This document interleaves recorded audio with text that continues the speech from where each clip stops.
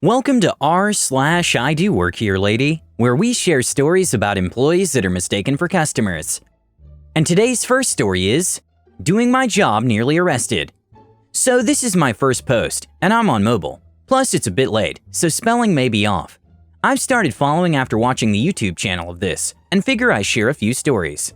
This one may not get laughs, but I hope it brings out an important issue. Anyway, this happened in the mid-2000s. I used to work at housing facility for people who suffered mental illness. My shift was 4 in the afternoon to midnight. I had also graduated college when this happened and was off for 3 days, celebrating with my family when this story begins. Here's the cast.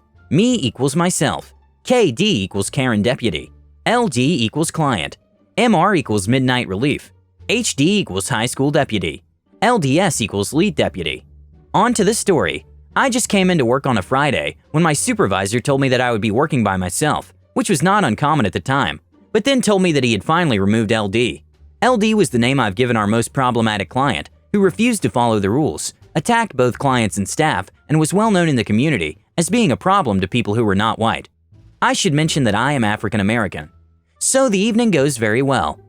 My clients come to the office, take their evening medication, sit and watch TV and request where to go for their next shopping trip. Pretty much the best night ever. It was 11 p.m. and I was packing up to go home when I see a deputy squad car pull up in our driveway. Not good. A few minutes later, the deputy, KD, walks in looking very stern at me while I'm in the office. Behind her is LD. Immediately, I pull out our record chart so to take notes on what's about to go on. KD, are you in charge? Me, no officer, can I help you? KD, this lady says she lives here, but she says she's not allowed to come back here. Now, the officer must have been new because most of the deputies know about LD and their behavior.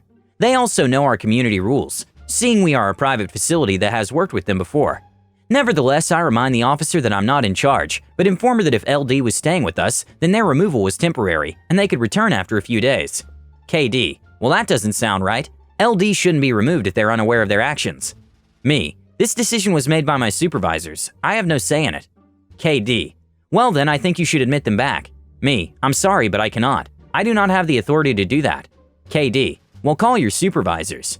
It was clear that KD was not letting this issue go easily, so I called my supervisor. Mind you, it's going on 11:30 and they're asleep, but I call anyway and they answer. I explain what's going on and hand the phone to KD. At this time, MR comes in and sees what's going on. MR sits on the desk opposite of mine and listens as I explain what's going on. KD hands me the phone. I talk to my supervisor, telling me that everything is okay. KD, do you have someone higher than them? By which I mean my supervisor. Me, yes, I said, sounding a bit confused. KD, call them. I don't agree with that one's answer. MR looks at KD suspiciously as I call my boss's boss. After about the 8th ring, reminder of the time, now midnight, they answer. I explain the situation and hand the phone to KD, who is once again told of our policies and that LD was not to return to grounds until a certain day. KD hands me the phone, and I'm instructed by my boss's boss to go home. KD, is there someone higher than them? By this time, I'm in shock. Me, yes, but they're on vacation out of state. KD, well, call them. I'm not leaving until I hear something that makes sense. MR, ma'am, you have talked to both of our supervisors, and they've told you our policies. What are you looking for me to do? KD, I want to know what gives you the right to kick someone out of a place when they clearly need help. Me, grabbing my things and standing up. Well, both supervisors have told you, and I have orders to go home. If you like, you can come by tomorrow and… KD, blocking the door and her hands reaching for her cuffs. Then I'll have to arrest you. Now, I've never been told that by the police, and I'm in my early 20s, so I'm scared.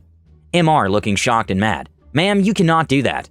KD, if he doesn't help in this, I will arrest him for non-compliance to my request. This place needs to be investigated. I immediately get on the phone and call our head of program. Once again, they're out of state on vacation, so it takes me several tries to get to them. Meanwhile, MR has called my supervisors, who talk to KD. Finally, my third supervisor is reached. Once again, I explain the situation and hand the phone to KD. It's now 1 a.m. KD soon hands me the phone. I'm thinking she got the answer I can go home.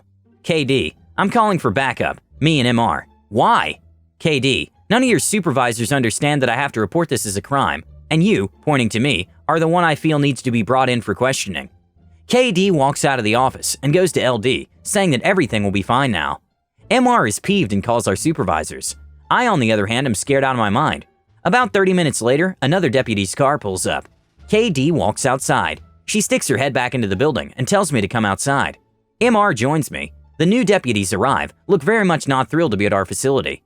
One looks at me and immediately smiles. HD, hey, didn't we go to school together? How are you? Me, scared? HD looks at me concerned, and then at his supervisor, who I recognize as one who has dealt with LD before, and I breathe a bit. LDS, what's going on now?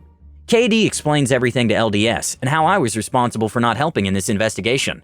After they were done, LDS came over to talk to me. LDS, go gather your things. You can go home. KD, what? Why? LDS, he was following orders. Plus, I know this place and the residents here. They have set rules, and if LD doesn't follow the rules, which they don't, and we're called here daily for it, then they have the right to remove them. I'm stunned for about a second, but quickly run back into the office, grab my things, and head into my car. LDS and MR are talking as KD approaches me. KD, looking at me as if I had just hit her car. I'll investigate this place, and if I had my way, you'd be in jail. HD, he was behind her. The LDS wants to see you. He said that to KD. HD to me. Don't worry, LDS was told what KD did. You're okay and you did nothing wrong. After that night, I was investigated and found innocent. KD, from my understanding, was suspended for actions. The second story is, lady claims I'm a safety hazard at my own job. So obviously the expected I'm on mobile and bad at grammar and formatting lines, blah blah blah. Also, this is my very first post. For context, I'm 18 female and just started at a big chain auto parts store, even though I know little to nothing about vehicles and how to fix them. Family member got me in, but I'm getting by fairly well and haven't had a complaint about my advice yet, so fingers crossed. Even though I'm 18, I'm very short, 5 foot even, and have a big baby face, so I often get mistaken for being 12, despite having pastel pink hair and a nose piercing. Cast, EB, entitled B. CW, coworker, I was closing with that night. Me. Story, sorry it's a long one. So this happened last week when I was stocking and facing shelves about half an hour before closing, as it's mandatory to have the store fully stocked and neat before leaving for the night. Our stores equip each location with very tall rolling ladders, clearly marked employees only, to help safely stock heavy parts on higher shelves. It was late, so there was barely anyone in the store, so I was stocking the shelves where we keep our car wash supplies, when I noticed this lady dressed in high-end business clothes, something you don't see here very often. Keeps staring at me. I finally ask her if there's anything I can help her find, and the following conversation ensues. EB, young lady, you know those ladders are for employees only, right? I was a bit confused, because I was literally stocking shelves and had the employee uniform on with my name stitched on it. Company policy. Me, yes ma'am, I work here. I just started a few weeks ago. I point to the logo on my work shirt. Entitled B, looking me up and down. Aren't you a little young to be working here? I thought they didn't hire until 18. Me, I am 18. My birthday was in January, and I just started here. Entitled B, BS, you get down from there right now before I get you kicked out for lying and playing on store equipment. Startled, I tell her no, I work here, I'm doing my job, and attempt to go back to stocking the shelves, when she grabs my ankle and tries to pull me off a 6-foot ladder. Keep in mind these ladders are as old as the store and aren't the most sturdy, so I grip the handles and pray it doesn't fall over while I yell at her to leave me alone.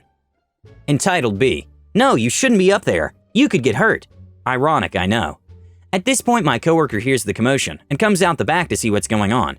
She walks around the corner to see me shaking my leg, trying to get out of her death grip before the ladder falls over and trying not to cry or pee myself as I'm terribly afraid of heights. Coworker, ma'am, what are you doing? Stop, she could fall. Entitled B, she shouldn't even be up there. She doesn't work here. While she was distracted, I quickly shake my ankle out of her death grip and speed down the ladder and over to my coworker. Entitled B, I demand she be banned from this store for being disruptive and a safety hazard. Coworker, ma'am, she works here. We just hired her 2 weeks ago. Entitled B, then prove it. Show me your schedule and her ID, now. Me, first of all, I'm not showing you my schedule so you can come here and harass me. Secondly, I'm not showing you my ID. I don't have anything to prove to you. Please leave the store before I call the police. Entitled B, oh, I'll gladly call the police. She pulls out her phone and dials 911. At this point, I'm so shaken up and tired and just want to go home, so coworker sends me to the back to try to finish up my duties before we close. About 10 minutes later, the police show up, and Entitled B starts screaming about how I was being a safety hazard and kicked her in the face. The police look at me and again assume I'm only 12, until my coworker explains to them what actually happened. The police request the security footage, which we happily showed them. Of course, it caught EB physically harassing me, and she started yelling that she was only looking out for my safety and did nothing wrong. Obviously, the cops didn't buy it and told her that if she was truly concerned for my safety, she should have taken it up with the manager on duty instead of physically harassing an employee. They escorted her out, where she continued to scream. I told them I didn't want to press charges, since she probably didn't live near here anyways. It's a fairly small town, and everyone knows everyone type of deal, and I'd never seen her before. It's been about a week since the incident, and haven't seen her since, thankfully, but I think it's safe to say I may not last long in this business. Haha. For clarification, I'm still working during the whole COVID-19, because our store was declared an essential business, and I got a few more stories like this if y'all want more. And the last story is, you guys got what you wanted, and she got what she deserved. So last night I posted my first Reddit story to this sub, because I was bored and all, and it got an unsuspected amount of support. Thank you, SM. Along with that, I kept getting notifications at work about comments saying I should have pressed charges. I want to preface this by saying I didn't at the time because of excuses I made in the comments of the last post, but started regretting my decision. However, by the fate of the universe, or whatever god you believe or don't believe in, guess who shows up at my work again today? Story. It's about noon, and our store is usually dead empty around that time, and my coworkers one by one start taking their lunch breaks. I'm on the computer fulfilling online orders, checking them off on the computer, then going and collecting the parts from our inventory, when I hear our doorbell ring as a customer walks in. I look up and it's none other than the EB from my story.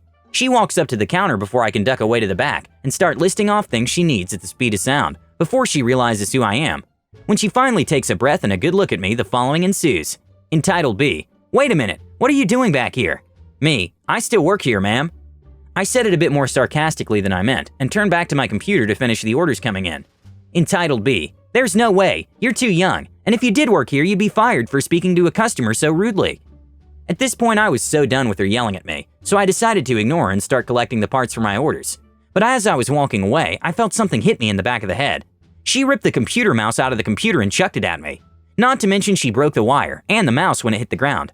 At this point, I'm furious. I had dealt with enough rude customers today, and she was the last straw. And then she dropped the infamous Karen line. Entitled B. If you really work here, go get me your manager.